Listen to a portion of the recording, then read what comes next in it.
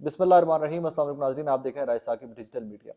नाज़रीन, आए दिन कुछ ना कुछ इस तरह की डेवलपमेंट्स होती हैं कि जिससे ये इंप्रेशन मिलने की बजाय कि पाकिस्तान तहरीक-ए-इंसाफ और इस्टेब्लिशमेंट के मामलात बेहतर हो रहे हैं, हमें उल्टा तासुर मिलता है, नेगेटिव तासुर मिलता है कि शायद तहरीक-ए-इंसाफ और इस्टेब्लिशमेंट के मामलात मज़ीद ख़राब होते जा रहे हैं। क्योंकि तासुर ये था ओवरऑल कि जब चीफ चेंज होंगे, नए चीफ आएंगे, तो शायद इस्टेब्लिशमेंट की लाइन के अंदर और तहरीक-ए-इंसाफ के रवैये के अंदर कोई तब्दीली आए और जो बड़ा सख्त स्टांस लेके खड़े हुए हैं दोनों, शायद उसमें कोई बर्फ़ पिघल जाएगी। बट बज़ाहिर लगता है कि वो उल्टा, वो कहानी उल्टी हो गई है कि इस्टेब्लिशमेंट और तहरीक इंसाफ के गैप्स जो हैं, जो खला है, वो मजीद बढ़ता जा रहा है। मैं आपको चंद मिसालें देता हूँ, आपको आइडिया हो जाएगा। शहबाज गिल साहब अरेस्ट होते हैं, फिर वक्त के साथ साथ शहबाज गिल साहब बाहर आ जाते हैं, फिर हमें लगता है कि जी कुछ मामला तय पा रहे हैं, तो फिर शहबाज गिल साहब के ऊपर एट वंस FIR फिर से होना स्टार्ट हो जाती हैं। आपने आजम सवाती साहब वाला केस देखा, सवाती साहब पकड़े जाते हैं, फिर वो बेल हो जाती है, फिर हमें लगता है कि जी सवाती साहब और इस्टेब्लिशमेंट को लेकर और मामलात और जो कुछ तय पा रही हैं चीज़ें, बट सवाती साहब फिर अरेस्ट हो जाते हैं। इसी तरह की एक डेवलपमेंट और है, मैं आपको चल के बताता हूँ कि एक पंगा डायरेक्ट तरीके इंसाफ ने फिर इस्टेब्लिशमेंट से ले लिया है। आपने देखा होगा माजी के अंदर इस्टेब्लिशमेंट इमरान खान साहब के दौरे इक़्तिदार के अंदर भी इस्टेब्लिशमेंट एक चीज़ के ऊपर बड़ी एम्फसाइज करते आई है, और वो है कि इकॉनमी पे काम करें, इकॉनमी को बेहतर करें, इकॉनमी को बेहतर करें। शायद मुझे आज के एक सेमिनार के बाद उसमें भी कुछ चीज़ें हैं वो आपके सामने रखता हूँ कि मुझे क्यों लगता है कि उनमें इबाहम थे सारी चीज़ों में, जो इस्टेब्लिशमेंट प्रेशराइज करती थी, वो क्यों प्रेशराइज करती थी। अच्छा, करप्शन को भूल जाएं, फलां को छोड़ दें, फलां को ना पकड़ें, आप सिर्फ इकॉनमी के ऊपर फोकस करें, इकॉनमी के ऊपर फोकस करें। इसका मतलब ये हुआ कि स्टैब्लिशमेंट को इकॉनमी बहुत प्यारी है, और ये वक्त की ज़रूरत भी है कि एक स्ट्रॉन्ग इकॉनमी ही एक अच्छी आर्मी को चला सकती है, स्टैब्लिशमेंट को चला सकती है। अगर आपके मुल्क में पैसे नहीं है तो आप कैसे एक आर्मी को फीड कर सकते हो या बेहतर तरीके से उनको चला सकते हो। तो ये तो ज़रूरत थी, लेकिन at the same time corrupt को भी पकड़ना उतना ही ज़रूरी था, करप्ट लोगों को भी पकड़ना। बहरहाल, अब आते हैं, मैं आपकी डेवलपमेंट पे आता हूँ कि कैसे इमरान खान ने और तहरीक इंसाफ ने फिर से स्टैब्लिशमेंट से पंगा ले लिया। वही स्टैब्लिशमेंट जो बार बार कहती आई है कि इकॉनमी को हमने बेहतर करना है, इसके ऊपर काम करना है, और ये बज़ाहिर तजर्बाकारों को लेके भी इसलिए आया गया कि इकॉनमी को उन्होंने बेहतर करना है। तो उससे पंगा कैसे ले लिया तहरीक इंसाफ ने, परवेज लाई ने और महमूद खान ने।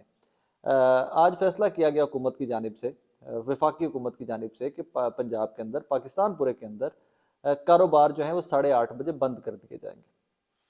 पहले 10 बजे का टाइम था, फिर 8:30 कर दिया गया। और इसकी वजह क्या है? इसकी वजह यह है कि हमने एनर्जी कंजर्व करनी है, हमने बिजली बचानी है, हमने तवानाई बचानी है। हमने तवानाई बचाने के चक्कर में कुछ 60-70 अरब रुपए बचाने हैं, और उन 60-70 अरब रुपए से क्या होना है मैं वो भी आपको बाद में बताता हूँ।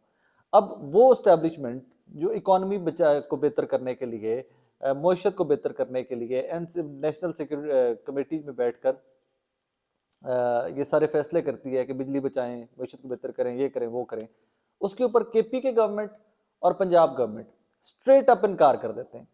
और मैं ये मानने से कासिर हूँ, अभी भी वेरी फ्रैंक है, मैं ये मानने से कासिर हूँ कि परवेज लाई लेड गवर्नमेंट और KP के में महमूद खान लेड गवर्नमेंट जो है, वो इमरान खान के नॉलेज में लाए बगैर कोई भी डिसीजन कर सकते हैं। उसमें इमरान खान साहब के आशीर्वाद, उनके जो कोर कमेटी है उसके आशीर्वाद के बगैर ये लोग कोई फैसला नहीं करते। मैं आपको क्रेडिबली बता रहा हूँ।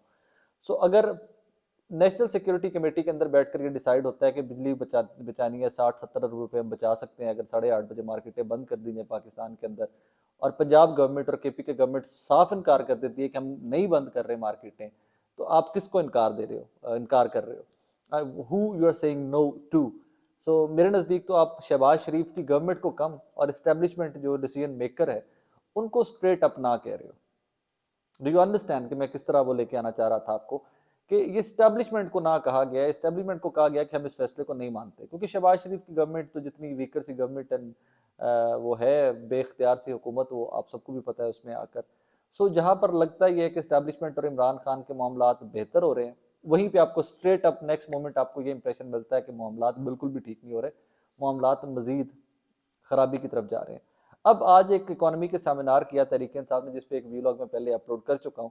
उस वीलॉग को अपलोड करने के बाद मुझे वो सेमिनार अटेंड करने के बाद मुझे ये आइडिया हुआ कि गालिबन स्टैब्लिशमेंट को भी कोई इकोनॉमी के ऊपर बहुत गलत खबरें पहुंचती रही, और जो कोई भी उनका खबरी था वो उनको फैक्ट्स एंड फिगर्स के जो स्टैट्स देता रहा, वो बहुत चीट करके या गलत किस्म के स्टैट्स देता रहा। क्योंकि इमरान खान साहब के आज जो सेमिनार में खिताब, शौकत तरीन साहब, इन तमाम लोगों ने जो स्टैट्स दिए हैं, उससे तो लगता है कि इकॉनमी बहुत अच्छे तरीके से चल रही थी। मुश्किल तरीन हालात, कोरोना 19, कोविड 19 और सारे मामलात होते हुए भी इकॉनमी बहुत अच्छे से चल रही थी। तो इसका मतलब ये निकलता है कि वो गलत खबरें फीड की गई, उन गलत खबरों के ऊपर एक्शन आते रहे, रिएक्शन आते रहे, इमरान खान साहब के और बाजवा साहब के इख्तलाफात बढ़ते रहे उसमें आकर। बहरहाल पंजाब का ताजर बिल्कुल उसमें परवेज लाई ने इनकार कर दिया पंजाब गवर्नमेंट ने कि हम 8:30 बजे मार्केटें बंद करने के फैसले को नहीं मानते। केपीके ने इनकार कर दिया कि हम 8:30 बजे मार्केटें बंद करने के फैसले को नहीं मानते। अब यहाँ पर जो सियाने हैं, जो अभी बहुत सियाना परफॉर्म कर रहे हैं, वो पीपल्स पार्टी वाले। सिंध ने इसके ऊपर कोई रिएक्शन नहीं, हाँ या ना, कुछ शो नहीं किया उसके ऊपर। वो चुप करके बैठे हुए हैं, ऑब्जर्व कर रहे हैं, पंजाब लड़ेगा, केपीके लड़ेगा, साथ हो सकता है हमारी बुत्ती भी निकल जाए, हमारा भी मामला सीधा हो जाए, उसमें आके हमें कोई फाइट बैक करनी ना पड़े। इसी तरह आज़ाद कश्मीर और गिलगित बल्तिस्तान जो है, वो भी होम्योपैथिक सा रिएक्शन आया उनका इस डिसीजन के ऊपर। उन्होंने भी क्या सच इसके ऊपर रिएक्शन शो नहीं किया। अब थोड़ा सा इसको एक्सप्लोर करते हैं आज के लाहौर के साथ, लाहौर के सर्कमस्टेंसेस और ताजरों के सर्कमस्टेंसेस के साथ मैं आपको रिलेट करके देता हूँ। आज मैं लंडे बाजार गया हुआ था, आज शो की रिकॉर्डिंग थी मेरी वहां से, क्योंकि लंडे बाजार के ताजरों के ऊपर, लंडे के ऊपर एक नया टैक्स हुकूमत ने लगा दिया है। सो मैं आज शो की रिकॉर्डिंग के लिए लंडे बाजार गया हुआ था। पहले नाजरीन होता ये था कि जो लंडा बाहर से आता है उसके ऊपर तो मैं डिटेल्ड वीलॉग करूंगा, लंडे बाजार फिर से जाके मैं आपको दिखाऊंगा कि हाउ थिंग्स वर्क देयर। लेकिन मोटा मोटा आपको बता देता हूँ कि ताजरों का हाल क्या है पाकिस्तान में इस टाइम पे। लंडा जो आपके और मेरे जो मतवस्त तबके के लोग हैं, उनके तन को ढांपने के लिए जो सर्दियों में बड़ी एक सहूलत हुआ करती थी, वो सहूलत भी इस साल खत्म कर दी गई है। 300% टैक्स लगा दिया गया तकरीबन लंडे की आइटम के ऊपर। कैसे? पहले जो ये चैरिटी का ज्यादा कपड़ा आता है, America, Australia, Canada, China, England, ये चैरिटी करते हैं जो लोग कपड़े, वो सारे इकट्ठे कर करके हम जैसे गरीब गुरबा लोगों को भेज देते हैं ये ममालिक। अब इनको दो चीजें इसके ऊपर पड़ती हैं, जो इंपोर्टर हैं जो कारोबार करते हैं इस चीज का। एक तो फ्रेट पड़ता है, जो जिस शिप के थ्रू लेके आते हैं ये कंटेनर, एक तो उसका किराया ये लोग खुद देते हैं।